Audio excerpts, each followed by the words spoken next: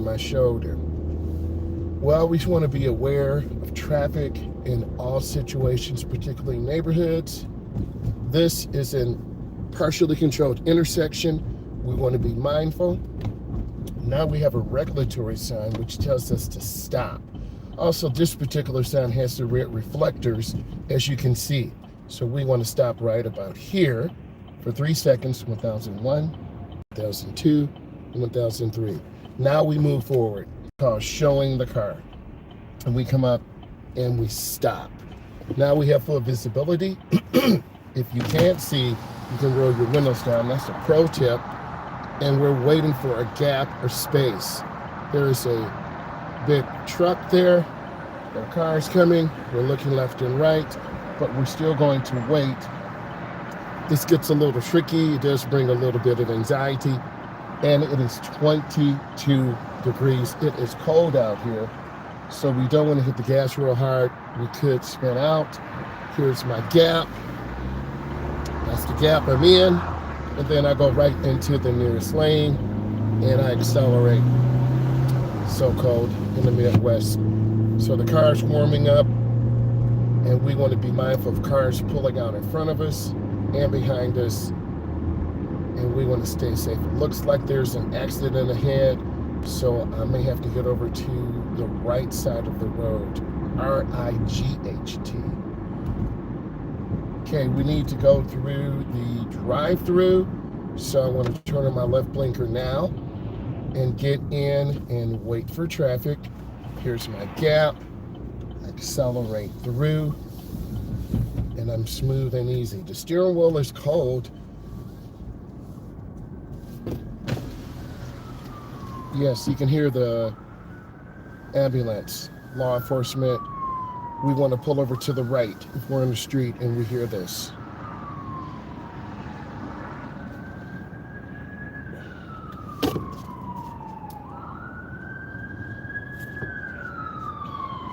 It's 7:14 Eastern Standard Time. Oh.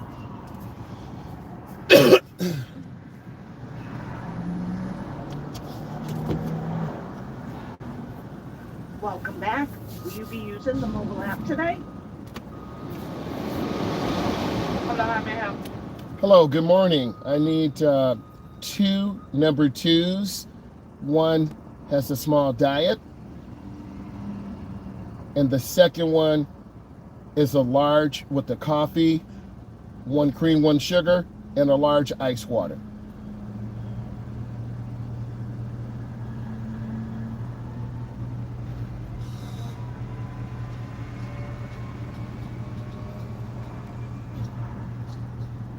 And could you add a sausage burrito in too, please? Sorry about that. No sauce? Hot sauce, please. Thank 1905. Thank you. You're welcome. So I always want to be courteous. I had to clean off the headlights. It's a lot brighter. You should be able to see that. So I think every day or so you need to come around and clean your headlights and taillights to make sure you get full visibility. And if you find yourself struggling driving early morning, late evening, it's not your eyes. It could be your headlights. So you might want to take your car over to a automotive shop. They can always look at your headlights, but it's cheaper if you change them yourself, such as me coming around behind this Pacifica. You can see how bright it looks, right? Because I took the time this morning to get a cloth. I got some cleaner and clean them off, so it really looks clear. And you got to do those early maintenance things in the morning. Once a month, you need to check your air pressure. Spring, summer, winter, fall, it doesn't matter. Excuse me, I must be coming down with a cold, you can tell. But you've got to really connect with your vehicle and know what it is. Example, if this was an electric vehicle and I charged it up last night, and let's say, pretend I have 250 miles range, I may have 225. I might have 200 because of the cold. And when it's cold, your car works harder to get warmer. You've got to make sure your tires have a good tread. You got to make sure your antifreeze and other coolants are doing their job, because no one wants to be out here on a breakdown. I've broken down before, and it's not good. 1905. Good morning. Good morning. Have a great day. Thank you. She seems very nice, but I can tell she's got a little bit of an attitude in the morning. I would too, being out here in this cold weather, but you're here to serve the public, just like I'm here to serve you and help you. Here's the next dangerous tip. This minivan is waiting. They could back out on us and hit us. So what we want to do is kind of be to the middle right side of the road. Even if I was making left, I still want to be. It looks like someone knocked down the McDonald's sign. You should be able to see it to the right over there. Yep, someone knocked down the McDonald's sign. What a shame. You want them in a holder? Yes, please. So you just show courtesy and respect to everyone you meet, and most of the time. How you doing, sir? I'm doing great. How you doing?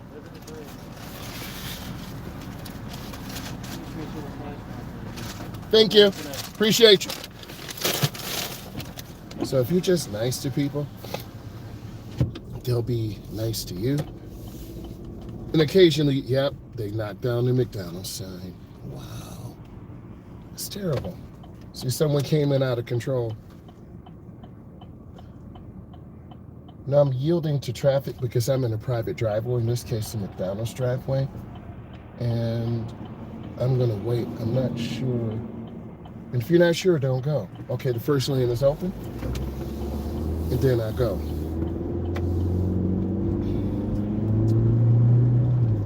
It is, the regular temperature is 21 degrees. That's not including wind chill. So it's got to be down by 10 or single digits. And this is when you get frostbite.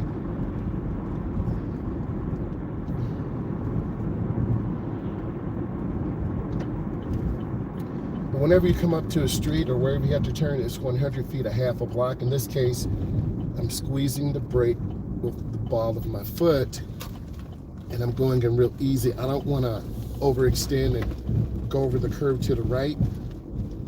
And you see those headlights? Those are the type of headlights that I'm talking about that can help you be a better driver. And we're always about becoming a good driver out here on the road. It's really important. So we have to share the road. Oh, so they're pulling over. Okay. So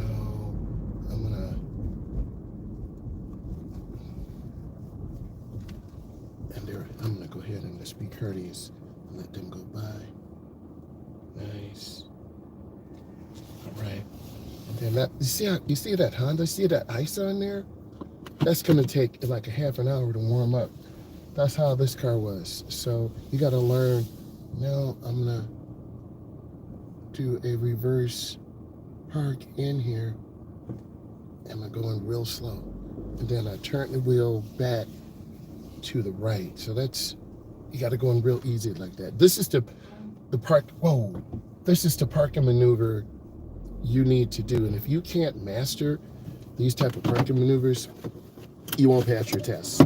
And I'm just being very honest with you guys when you look at this, because many of you have questions. What do you do? How do you turn the wheel?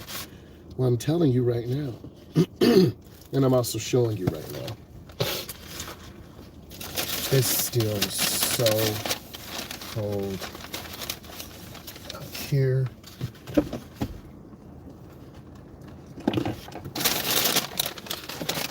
That was a good reverse park. Give me one moment.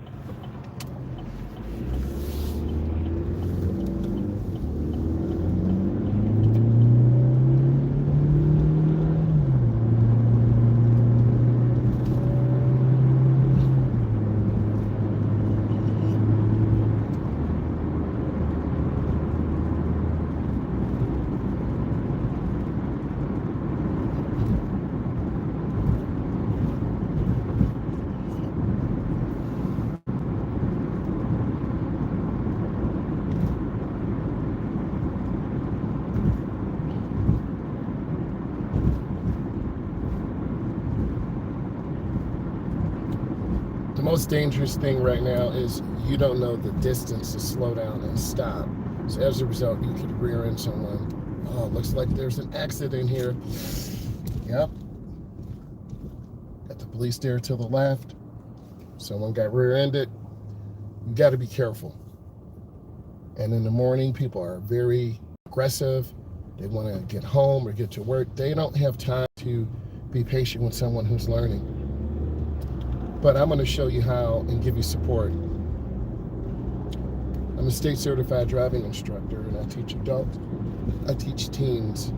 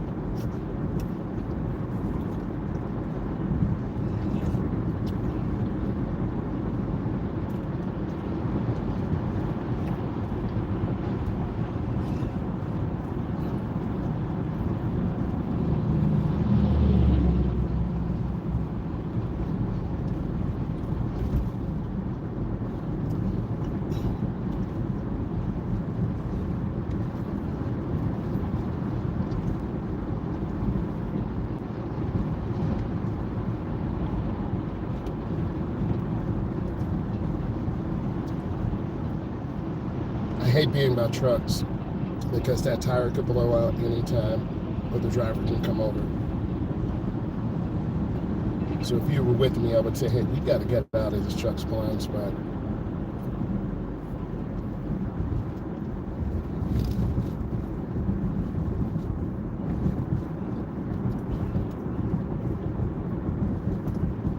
Next is this curve. I've had a lot of clients almost literally go straight and hit those cars to the left because you don't look around the curve. You can see how cold it is. See all that frost on those cars? And this road is really slick and dangerous too.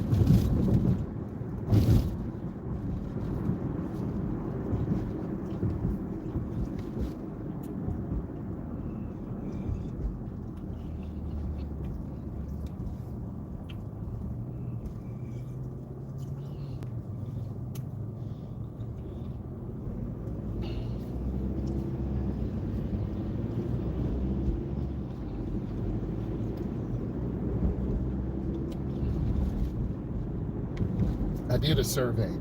A lot of you are almost getting your license. Some of you are getting a job, and a few of you are trying to get a house. The biggest thing right now is just focusing on finishing school and then getting your license. Because when you have your license, you can, your parents will let you use the car and you can get a better job. And if your parents see you're trying, they might give you the old car, or they might co-sign. And co-sign is when your parents or someone has good credit signs for you, and then you'll get a decent car. I don't recommend buying an old car unless you have to, because you're going to have a lot of breakdowns in the repairs. And I've been through that. Car doesn't start in the morning, you're late to work. So this is really stressful too, all this heavy traffic. So I'm just trying to back off and just take her time. See this truck getting ready to cut me off?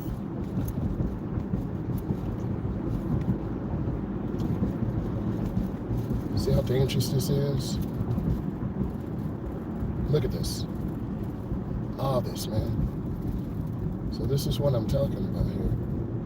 None of this is even necessary. The guy could have got behind me. He's cutting off everybody. So it's not just me. I want you to see this. These are the things that will add stress to you. Going to school, going to work. I'm already here. I'm not going to slam brakes.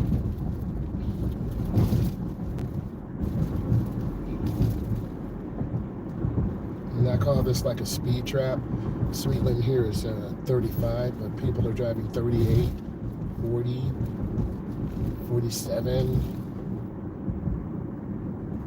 So if you start driving at their speed, you're gonna get used to speeding. See how the car just got over? Yep, that's an erratic lane changer. And this vehicle to the right, the red Z71, that triggers a lot of anxiety too.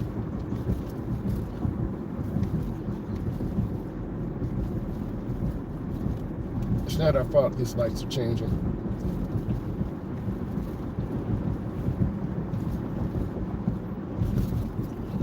Another truck again. I felt claustrophobic.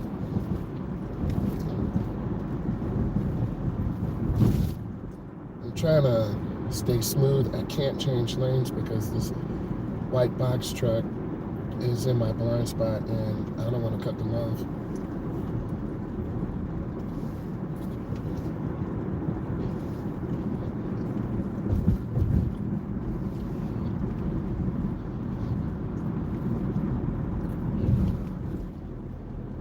These lights are always catching us, man. This is terrible.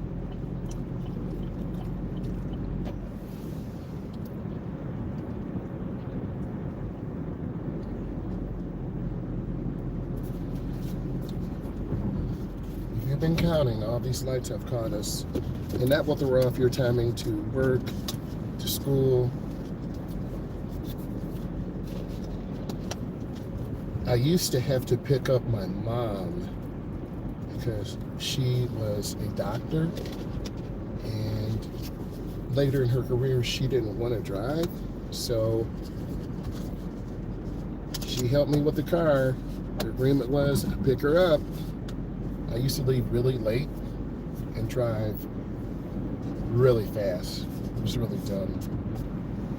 So it took me, normally it's a 40-minute drive, I would do it in 22 minutes. So I was driving like crazy fast. But a few times I was late, and she worked at a midnight shift. I would take her about 10:45, 9:30 p.m. She get off like 5:15, 5:20 in the morning. A couple times she said, "I'm here waiting for you. And I don't like being here because there's strange people coming up to me." I'm like, "Sorry, Mom." I wasn't honest. She knew it. She looked at me. She said, "I helped you get this car. The least you can do is pick me up on time." I felt so guilty. Nothing I could really say to her. So, you know, that was from like 18 to about 24. You'll learn if you show up late to your job or school, it sends a message that you really don't care, and you're going to end up getting a low evaluation and losing your job. But when you're young, you're going to go through like 10 jobs. They don't pay a lot. They're crappy. Minimum wage. And I'm not saying I'm too good for minimum wage. I will do anything. But, you know, around 25, 27, 28, you're like, I need to get a better car for myself. When that starts in the morning, I need to start getting to work, get a good job, and then when you come in early, you don't have to stress. You can talk to people, your bosses see you, and they're like, "Oh, you're coming in early." Like that car, they're speeding. See, they're late, and then they're going to set us all up for failure.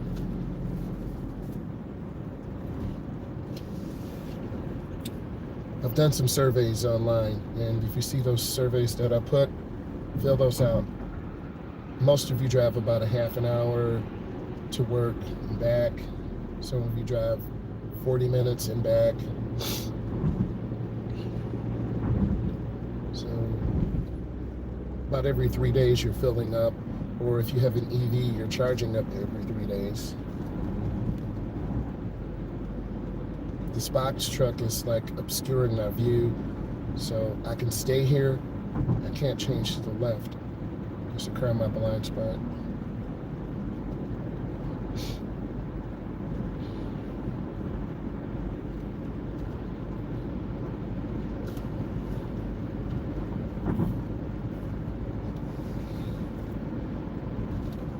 We're at 50 miles an hour on this thoroughfare. This is more peaceful than the expressway. And believe it or not, we make better time. So we need to get over. And when you make lane changes, they should be really smooth. If I'm going to the left, I'll look over my left shoulder. If I'm going to the right, I'll look over my right shoulder. This is a county truck. You see the X on there? Municipality. All cities have those.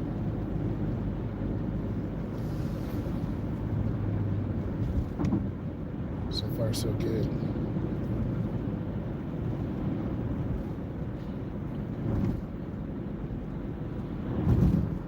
You should see the green light, the red lights. I'm trying to teach you to use your eyes. You should see Firestone, Leo's, Dick's Sporting Goods, Chili's, Burger King. Speaking of Burger King, I had a young lady run over a huge pothole. It blew out the rear tire. She started crying. It was in the wintertime, and I said, it's not your fault. And I had to pull over in the wintertime. It was colder than this, and change that flat tire. So if you've ever had to do that, I don't wish that on anyone, but you got to be able to do that by yourself. Took about 10 minutes. Take all the stuff out of the back trunk. Pray that the spare tire had air. It did. The jack, it's a little scissor jack.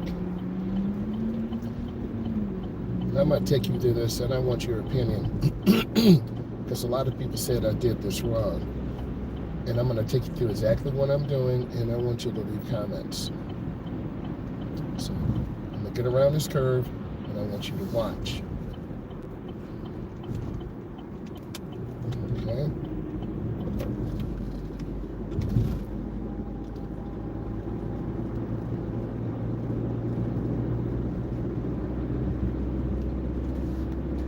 It won't be like it was yesterday. But I'm ahead of cars. Let's pretend there's a car to my right. Good morning, how are you doing? I'm doing good, just really cold. And let's pretend a car's to me by the right. This is like a zipper merge. You can merge from the left or right. And as long as you don't cut off cars and you're not aggressive. So let's talk about this merge.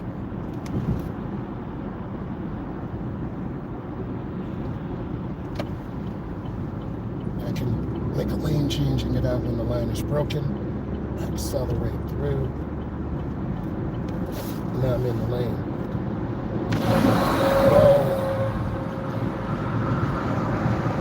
That truck driver's going really fast. You saw him hit the brakes like that. And you see how cold it is out here?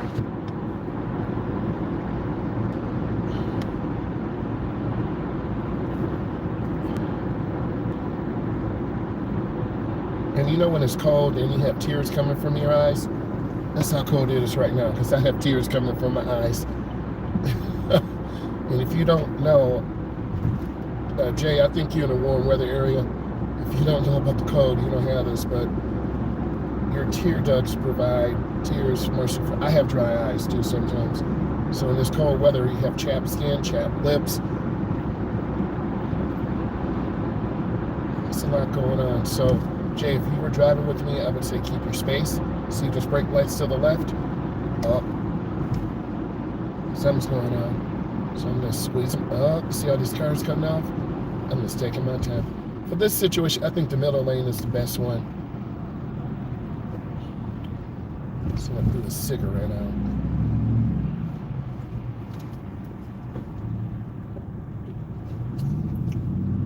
The younger me would be running late right now, picking up my mom. The younger me would be trying to speed and cut off cars to get to the job, to get home, to go see my girl, whatever.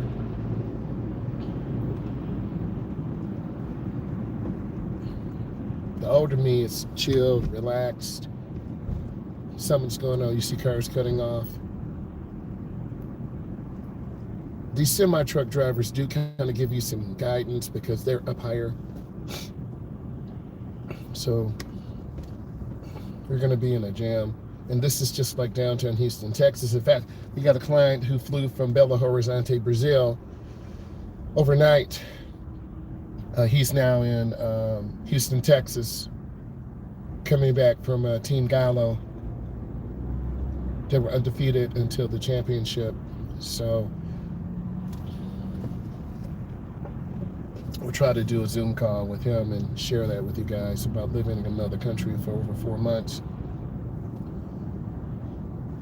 I think they speak Portuguese. So I have a choice. If I get to the left, I might be able to go a little bit faster. Can you tell us about how you overcome fear and anxiety? Yes. I think getting out early morning when it's not too busy, like this is busy. Driving through your neighborhood. I remember learning how to drive a manual, driving through the neighborhood, and what I was doing was dumb. I'm going to share with you. I was learning how to shift the manual, and I was doing it without hitting the clutch. So you know what's going to happen to my transmission. I'm going to blow it up. So you learn how to drive when, 10 miles an hour, 15 miles an hour, 20 miles an hour in your neighborhood. Driving the middle right side, growing up in the neighborhood, you go from walking to riding your bike to learning how to drive. Your neighbors wave at you, hey, how you doing? Feel a sense of pride, but you're nervous. Don't get on my grass. I don't want to hit the kids. So once you feel comfortable, and then you're going to drive from your house to your middle school, or your house to your high school. Real familiar things, right? Then if you have cousins, you can drive from, I used to drive with my cousins a lot. I used to drive a Volkswagen. Listen, it was an orange Volkswagen. I used to work at the YMCA. And one of the members said, hey, you can drive my Volkswagen. I'm like, okay. I didn't know it was a manual. This is true story. I knew how to start the car. You push the clutch in, but I was terrible. You can see the accident to the right. It was absolutely terrible. Yep, there's the accident. And we don't want to gawk. So, yep, here it is.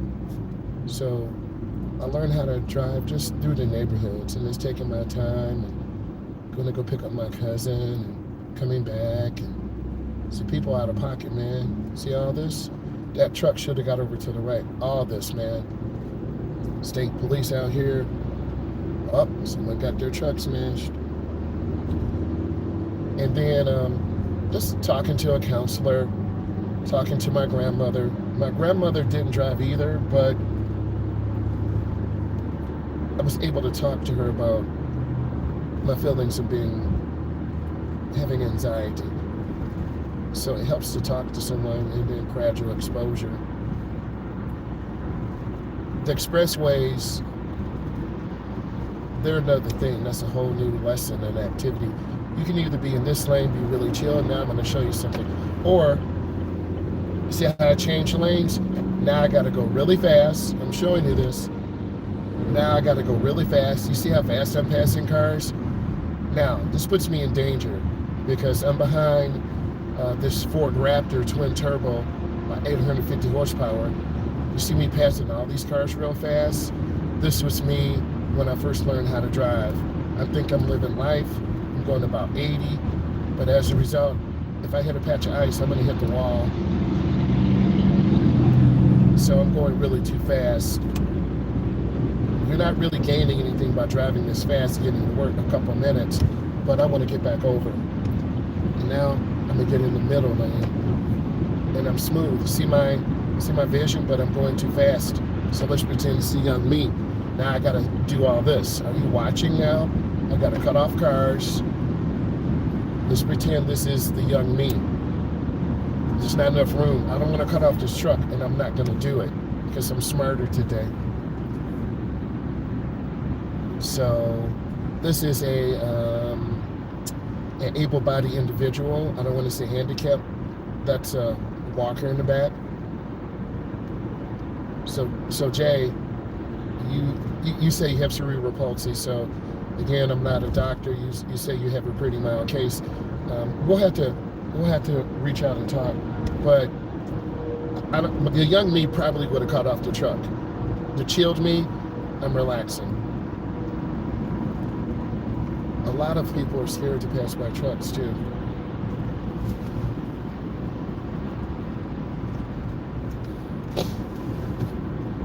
I'm just taking my time, going here nice and smooth and easy.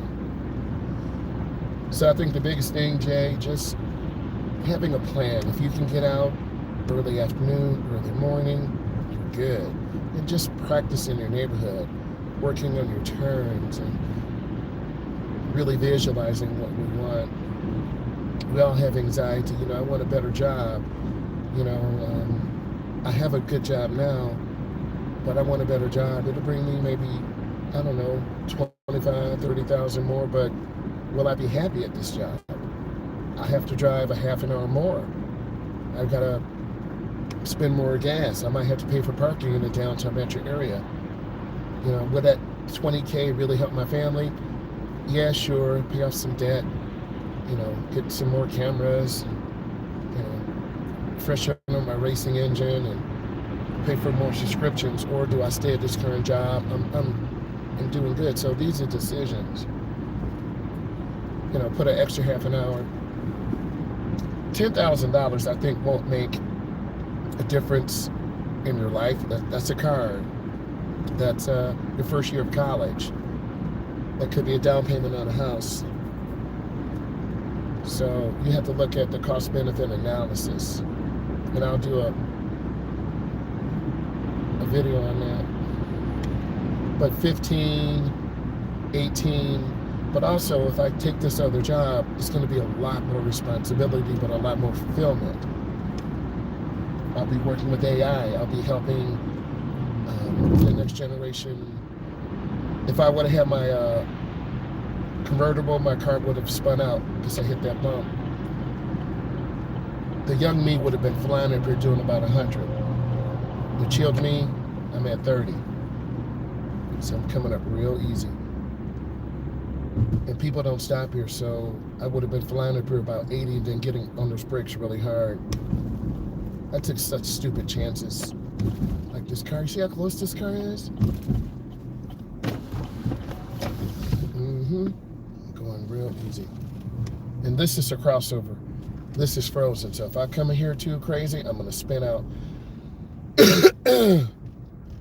So there's so many stories, but I think just wanting to get out here, you do feel some type of way when you're out here with all this driving. It does make you irritable and irritated. People don't use blinkers, and I'm waiting for a gap. A gap is a space.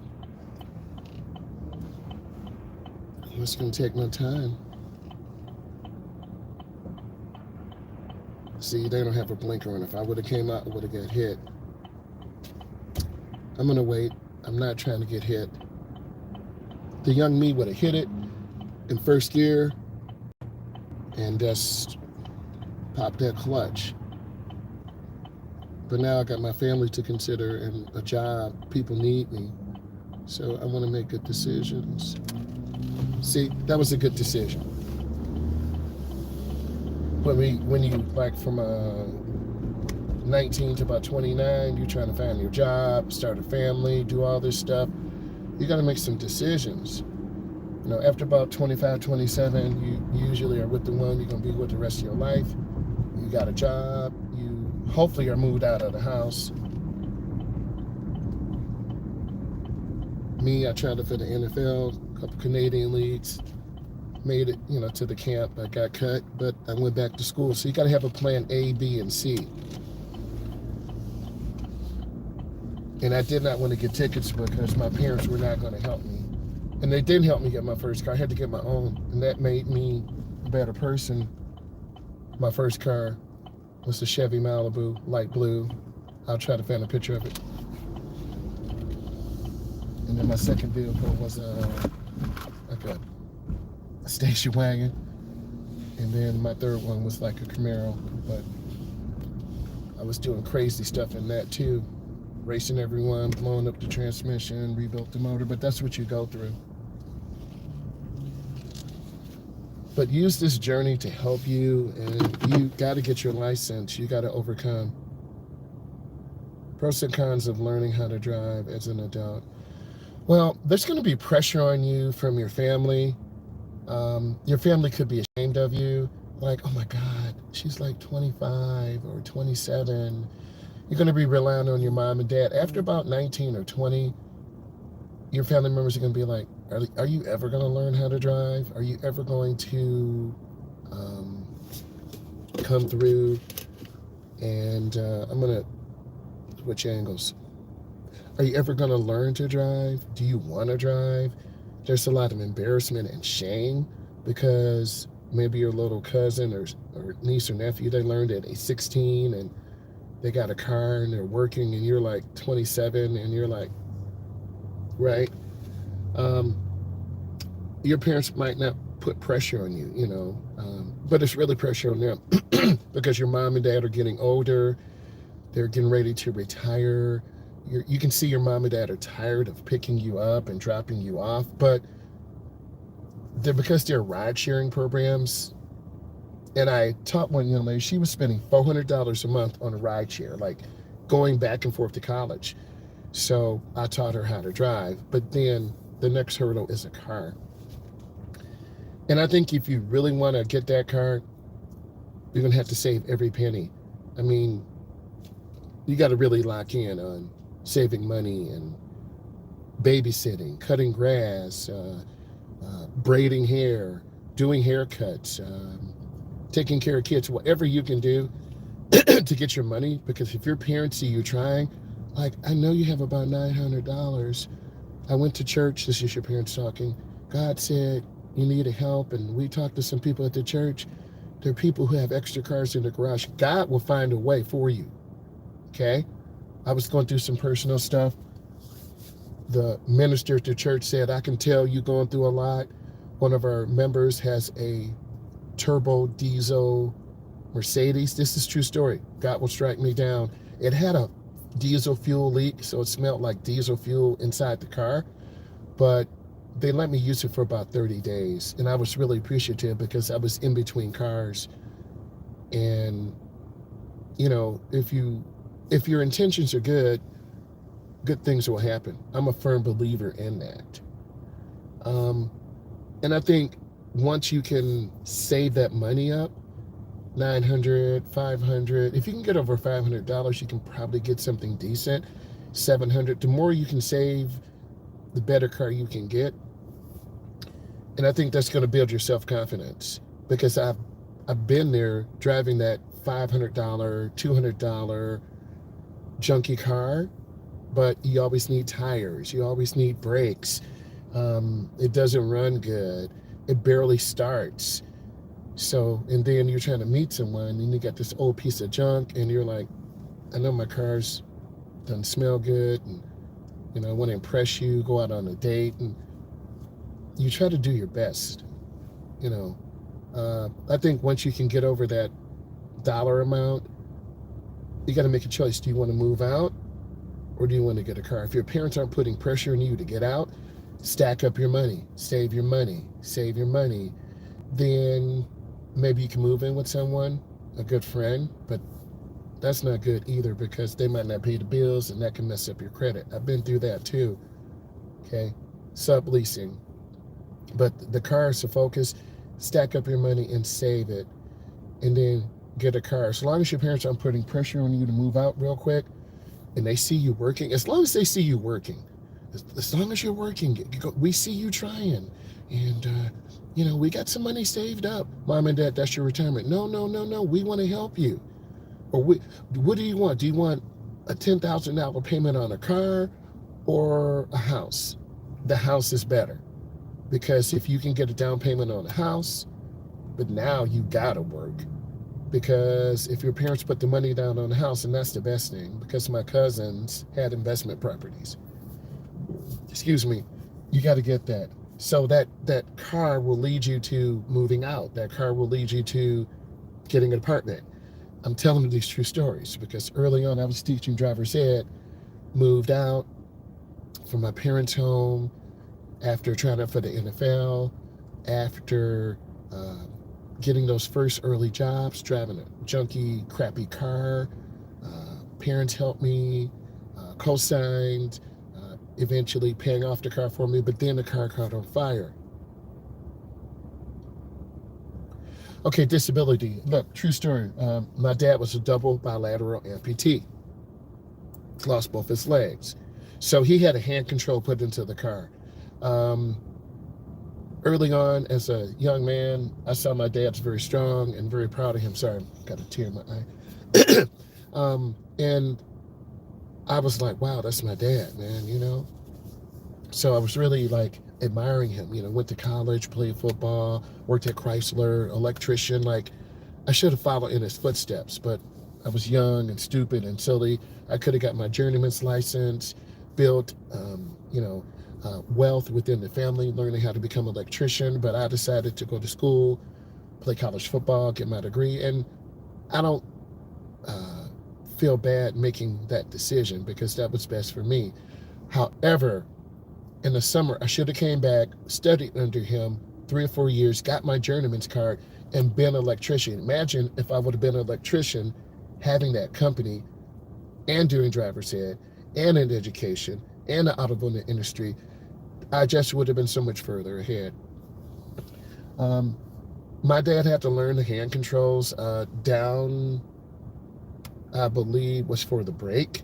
It was a long handle that bolted to the steering column, and then I'm trying to remember, you push it down, that was for the brake, and then all the way down to the left was for the gas. He managed. Sometimes he was out of his lane a little bit. Sometimes he would go too fast.